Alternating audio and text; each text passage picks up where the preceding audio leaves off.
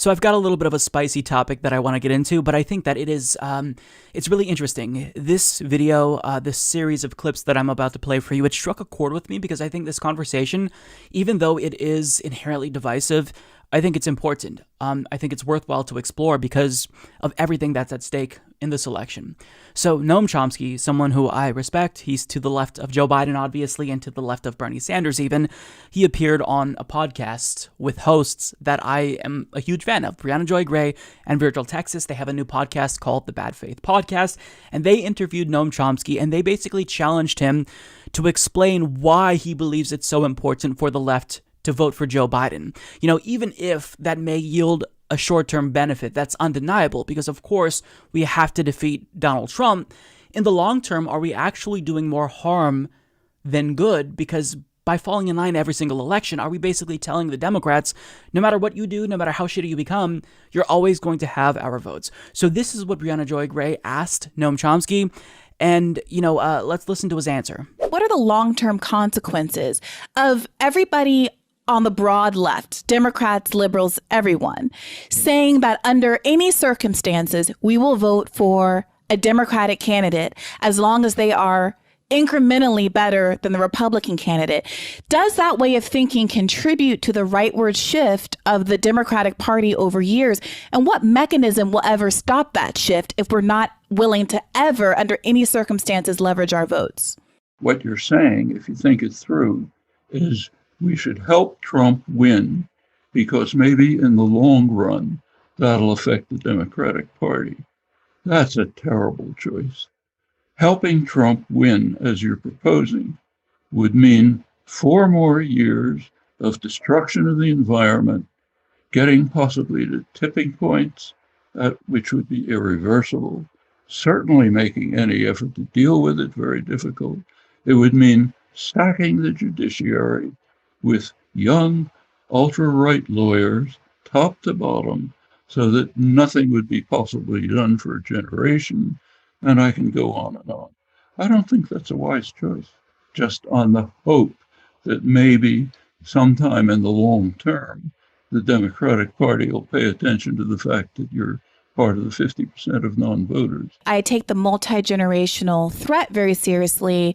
As a Black American whose family members have been living as a third tier in American society. My mother was born into an America that didn't recognize her basic human rights. In 1960, she's a relatively young woman. And so what concerns me is the way in which the vote blue no matter who mindset basically privileges more recent concerns that are equally grave as more long-standing concerns that are built in the status quo, and says we have to vote for X candidate to prevent X ill from happening.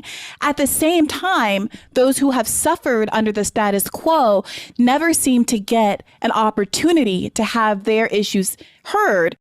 That was interesting. But before I tell you my thoughts about that segment, I want to get to one more clip where Noam Chomsky brings up what's at stake. He says, this is about survival.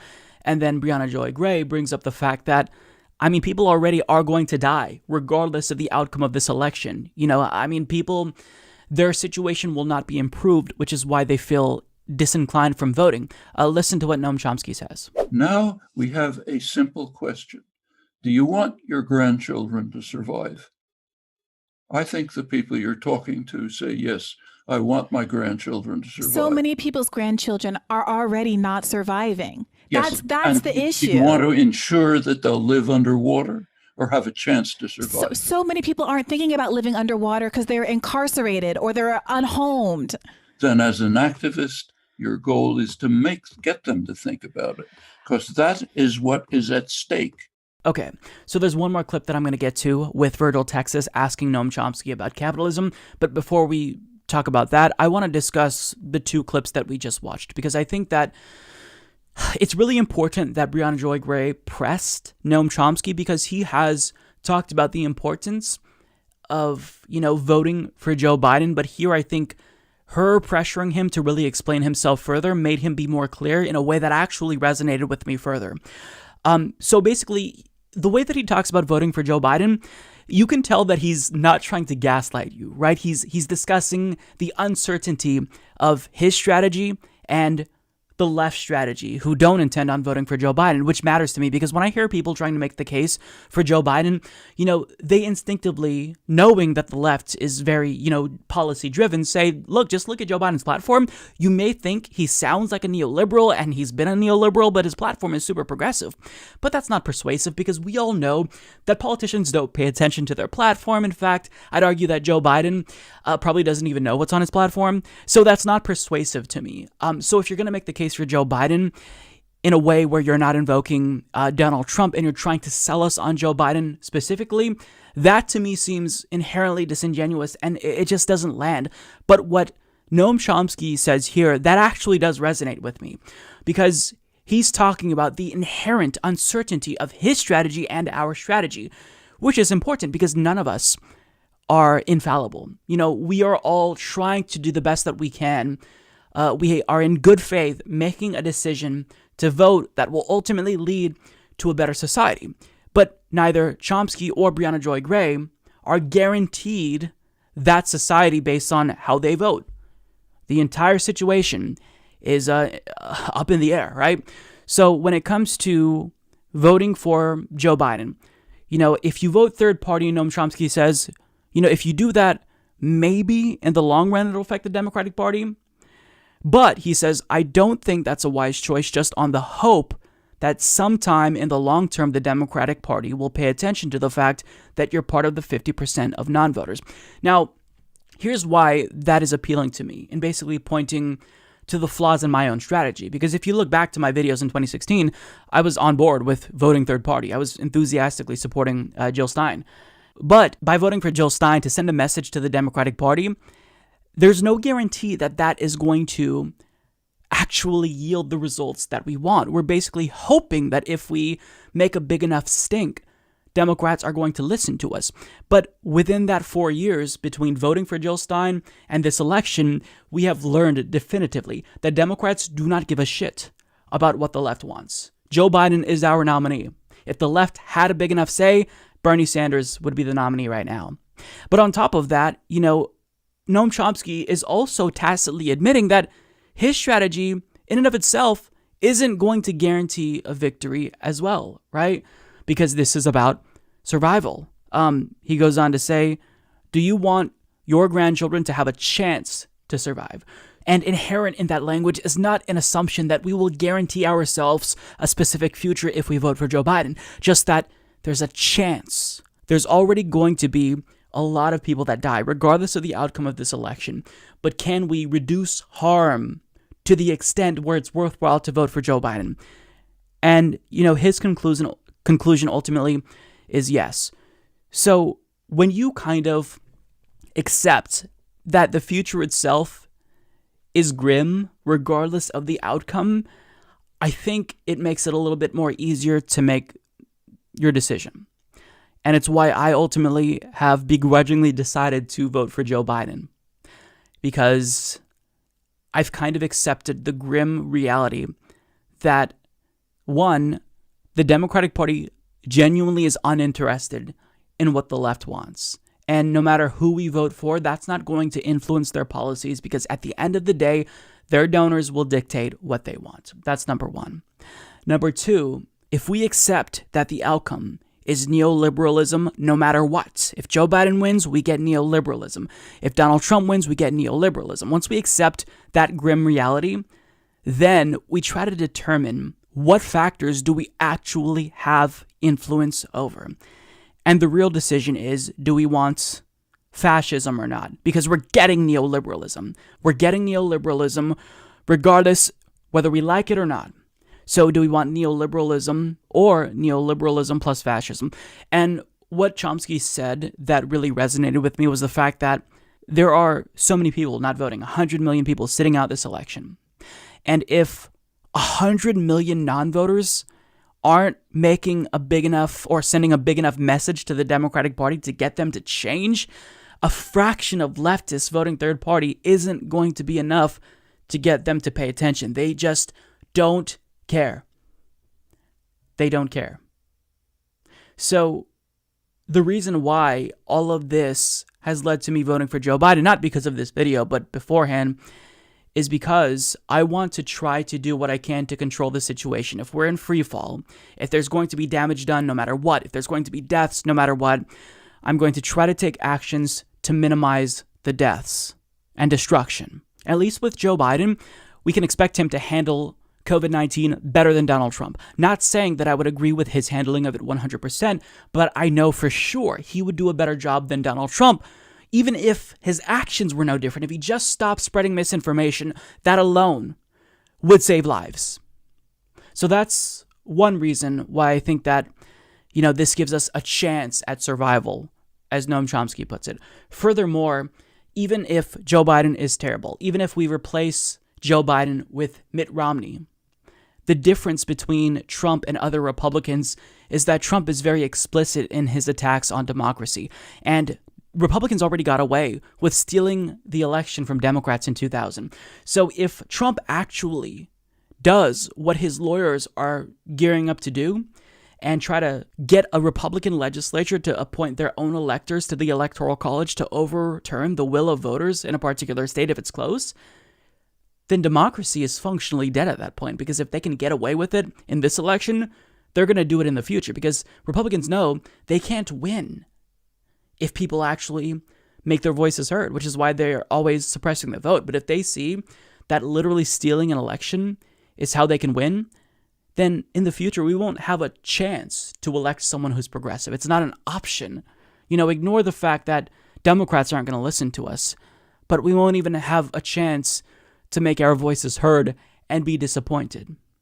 Which is why I think that, I agree with Chomsky that it made me decide to vote for Joe Biden. And listen, when I came to that realization about a month or so ago that I'm going to vote for Joe Biden, it literally caused me to be depressed. Not just, I feel down, like I genuinely felt actually clinically depressed. It's that bad.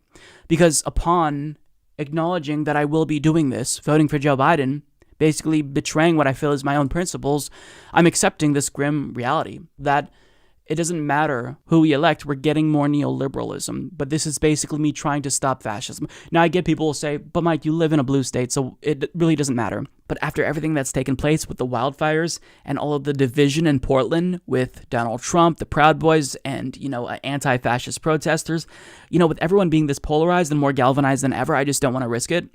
But also, more importantly, I can't just sit here and say, I'm not going to vote for Joe Biden in a safe blue state. But if you're in a swing state, you better vote for Joe Biden because we definitely don't want Trump to win.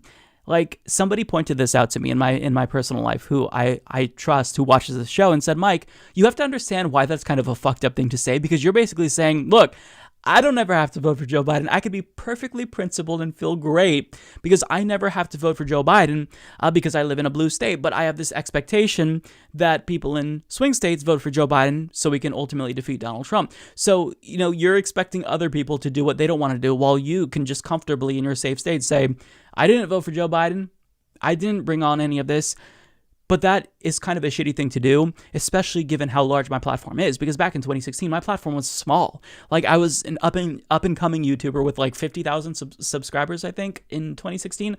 Now we have 6 times the people following. So somebody who lives in a swing state might see me talk about not wanting to vote for Joe Biden and how I'm not going to vote for Joe Biden. And they might think, well, fuck it. If you're not going to vote for Joe Biden, I don't want to vote for Joe Biden. So just me individually as a podcast host, I feel as if I have a responsibility, and I don't want to be a useful idiot to Republicans. I don't want to enable fascists, right? Because at the end of the day, we're not going to get socialism by not voting for Joe Biden. So I have to try to figure out what I do to stop the suffering from taking place. And for now, we just put a pause in the apocalypse for about 4 years with Joe Biden. We're not going to save the country, but we get a little bit of time to breathe. And I know the response will be, but Mike, look at what happened during the Obama years. I mean, the Democratic Party's base went to sleep. And to that I say, that's fine. Go to sleep while the left remains activated and engaged. Because while they're all sleeping and thinking everything is fine and peachy keen and everything's copacetic in the country, we're going to be dominating primaries, hopefully. We'll stay engaged and be active while they are out at brunch. That's my thinking. And maybe that isn't a guaranteed thing that will happen, but we've got a chance. Because again, we're not working with certainties here. And that's what Chomsky said that really resonated with me. None of us know. None of us know what's going to be the catalyst that ultimately facilitates change. We don't know. We're just working with probability. Everything that we do, either voting for Biden or voting for third party, gives us a probability of getting a particular outcome that we desire. But it's not a foregone conclusion. It's not guaranteed. So that's why I think that when I crunch all of the numbers in my head and I play out these scenarios, I have to make sure that I do what we can to defeat Donald Trump, even if I absolutely loathe Joe Biden and voting for him will make me feel like shit, because he's a terrible human being and I'll feel responsible for everything that he does. But I accept that responsibility, and I accept that, we have to push to get electoral reform, because between, 2016 and now, Democrats complain about spoilage and how the Green Party is the spoiler, but they don't do anything to get ranked choice voting. But also, the burden is on us who vote third party, who support the Green Party and a New People's Party, to get third party as well. Because I don't want to just keep voting for a third party because Democrats suck. I want to vote for a third party that can win. And we can't do that unless the left gets serious about electoral reform and pushes H.R. 4000, which would get ranked choice voting nationally, among other things, right? And Earl Blumenauer just co-sponsored that legislation on October 1st. So unless the left is serious about pushing legislation that is going to actually get ranked choice voting, then you can't skip the step and just start trying to make a third party become relevant. I don't want to vote for a party that will be obscure and irrelevant. I want to vote for a third party that's capable of winning.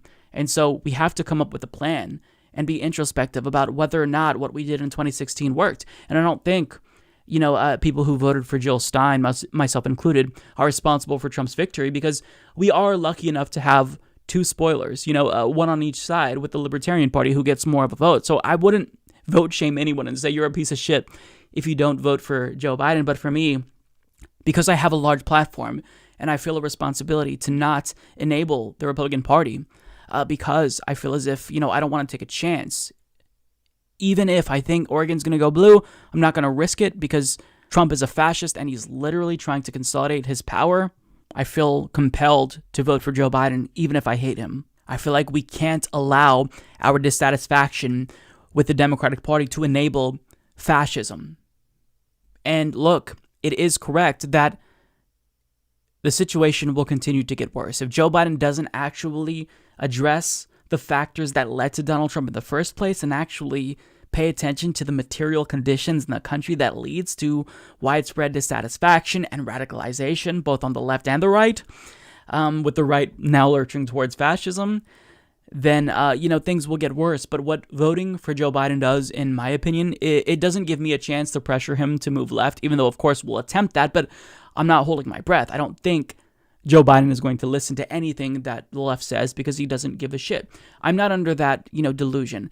But voting for Joe Biden, in a way, just basically gives us a chance, a little bit higher of a percentage of clinging to life, surviving a little bit longer, because mass suffering is going to ensue no matter what. But maybe with Joe Biden, there's a little bit less mass suffering, a little bit less deaths and destruction. Maybe we get COVID-19 under control. Maybe the left gets hyperactive while centrists go to sleep.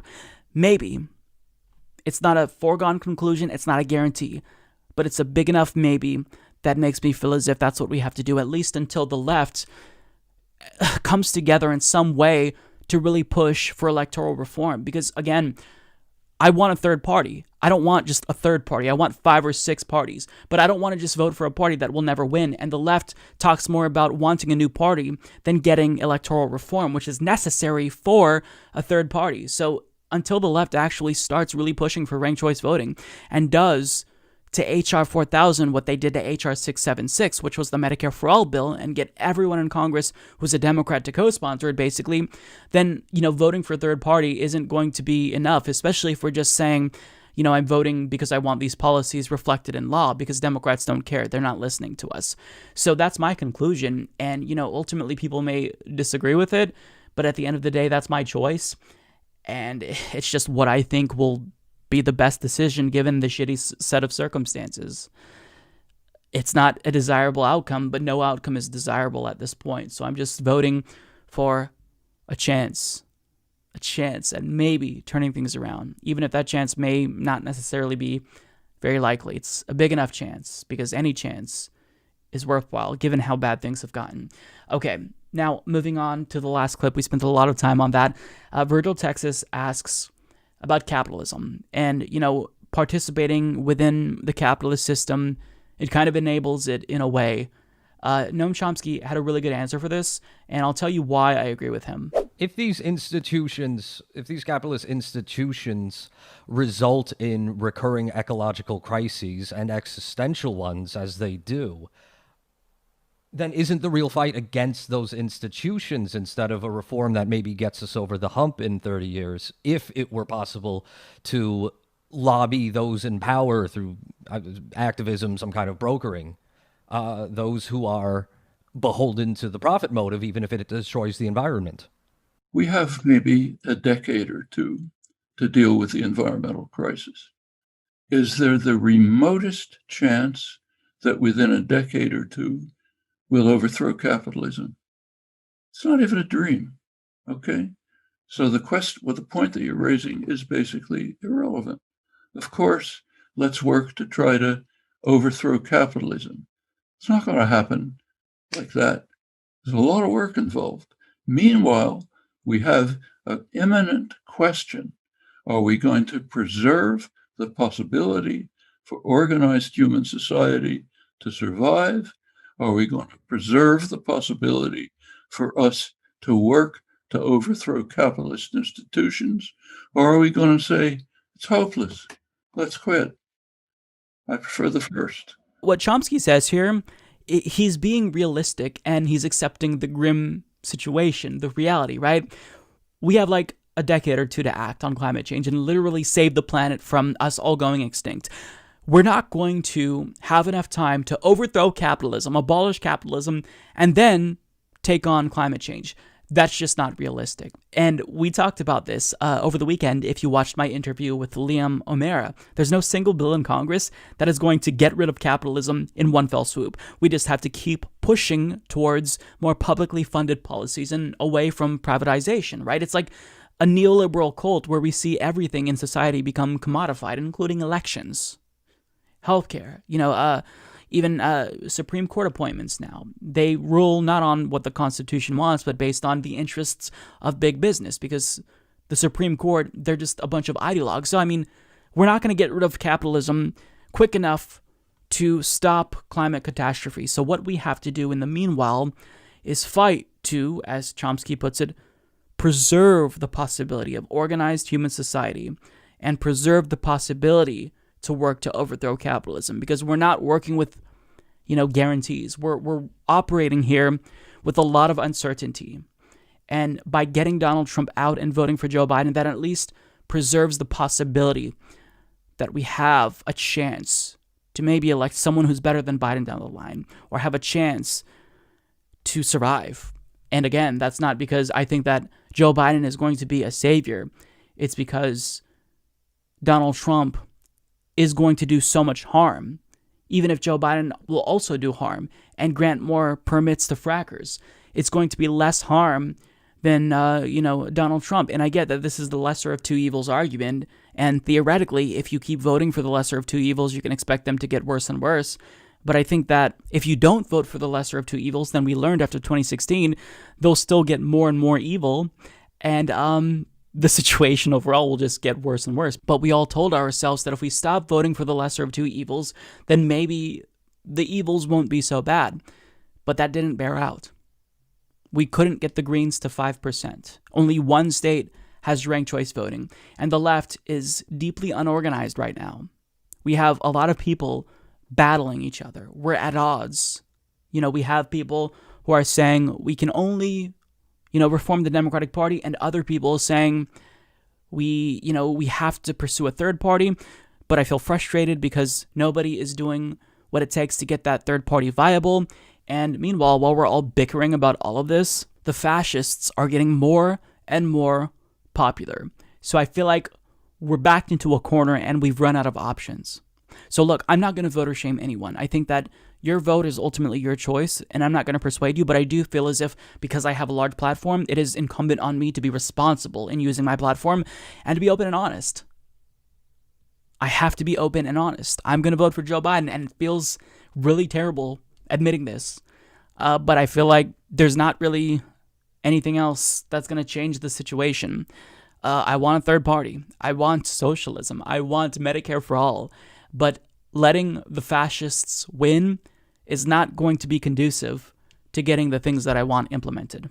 So all we can do right now is try to mitigate damage, put a pause on the apocalypse and authoritarianism that Trump has openly stated he wants, and just attempt to buy ourselves a little bit more time in hopes that we can come up with a better plan to survive if Biden gets elected. I don't believe we're going to be able to influence him, but that extra 4 years where we're not fighting to survive with the pandemic and everything else that we're faced, maybe the left can get a little bit more organized and come together and figure out, what do we do? We've got 4 years to act. What do we do going forward? If we want to go the third party route, how do we do that? How do we make sure that we get ranked choice voting on the ballot in every state where they have referendums as a possibility? How do we make sure we take over the Democratic Party more so than we already have? You know, we've got our foots in the door, but that's not enough. We just need a little bit more time to try to craft a strategy, because right now the left is just too disorganized, and there's just not enough people to vote third party to where it's going to make a difference, you know, with regard to the Democratic Party. Because again, if they're going to take any kind of a message, you'd think it'd be from the 100 million people who stay home every single election cycle. But the fact that they're ignoring all of those potential voters tells you that we need a better strategy than figuring out how to influence the Democratic Party. And when I voted for Jill Stein in 2016, I wasn't voting specifically because I wanted to influence the Democratic Party. It was a sincere vote for someone who I agreed with, and I wanted those policies reflected, you know, in law. But at the same time, the circumstances have changed, and my strategy there has not led to me getting any closer to getting policies that I want. If anything, we're further away now with a neoliberal nominated, someone who's not more progressive than Bernie Sanders. So that's where we're at. That's where I'm at. I think that, you know, Noam Chomsky, in everything that he says, he really highlights the uncertainty of the situation. We don't know what's going to be the best strategy right now, but what we do know for sure is that we don't have a lot of options, and we certainly don't have a lot of time.